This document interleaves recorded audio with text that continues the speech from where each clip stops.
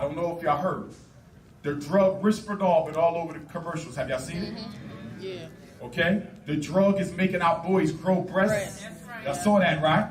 So for those of y'all who, hypo, I forget what they call it. It just means big breasts. The child eats the Risperdal for anger, and it causes him to grow breasts.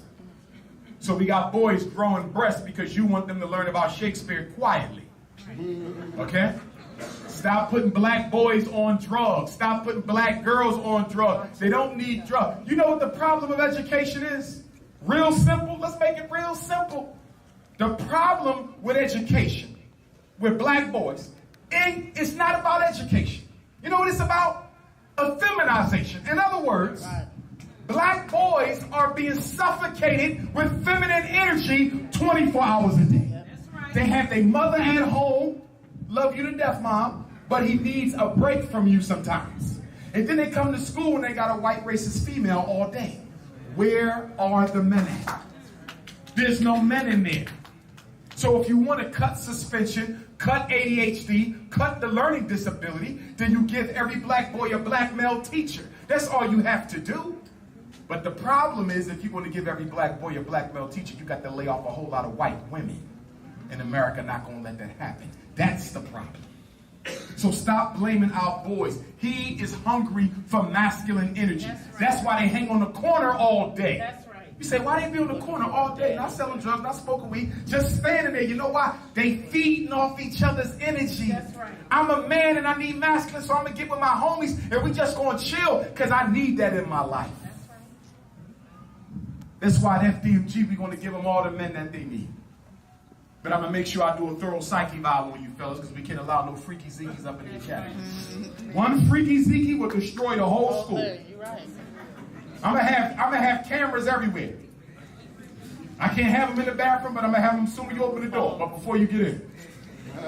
Everything will be cameraed on my campus because I can't take the risks. That's right. And it's to protect you too. Because somebody go to their child, you know, I did a research paper when I was working on my doctorate on false memory. Let me tell you about this thing called false memory.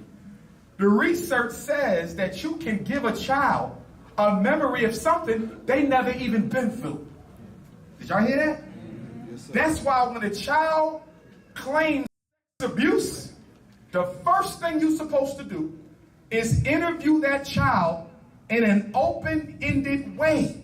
We don't do that. You know what you do when somebody tell you, somebody touch you something? You go say stupid stuff like, did he touch you here?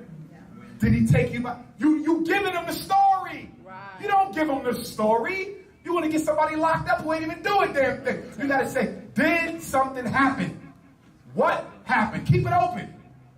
Who was involved? What exactly did they do? Don't give the child questions that they can easily answer with a yes or a no.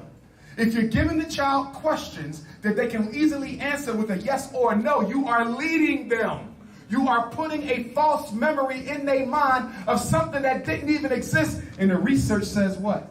A child can be traumatized by a false memory. And now your child is in court testifying against Uncle Billy. Uncle Billy might not even touched her, but because her mother asked so many closed-ended yes, no leading questions, and she's been doing this for 6 weeks before the court case, Uncle Benji is doomed because we don't know how to interview our children. Black people are too lazy to work for collective liberation. I didn't say they're too lazy to build their own business. They'll do that, but that's for them and their family. I'm talking about building for the community. We are lazy and disinterested when it comes to looking out for the collective. I always make the joke, if you want to get black people out of your house because they overstood their stay, just bring up a conversation on how we can fight to improve the black community and everybody will leave.